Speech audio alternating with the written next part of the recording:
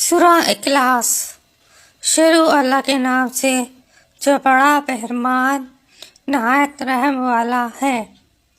کہو کہ اللہ ایک ہے، اللہ بے نیاز ہے، نہ کسی کا باپ اور نہ کسی کا بیٹا، اور کوئی اس کا ہمسر نہیں۔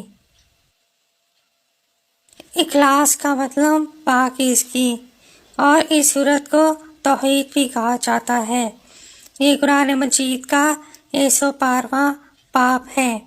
اس میں 4 آیات، 15 کلمات اور 47 حروف موجود ہیں۔ اس میں اللہ تعالیٰ کی وحدانیت کا ذکر ہے۔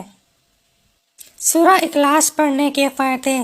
اس سورہ کی تلاوت کرنے سے 1/3 قرآن کی تلاوت کرنے کا ثواب ملتا ہے۔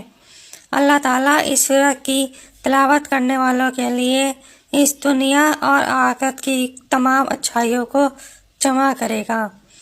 یہ بھی خیال کیا جاتا ہے کہ جو لوگ اس سورت کی تلاوت ترک نہیں کرتے، ان کے تمام گناہ اس کے والدین اور بچوں کے گناہوں کے ساتھ ساتھ اللہ کی طرف سے معاف کر دیے جائیں گے۔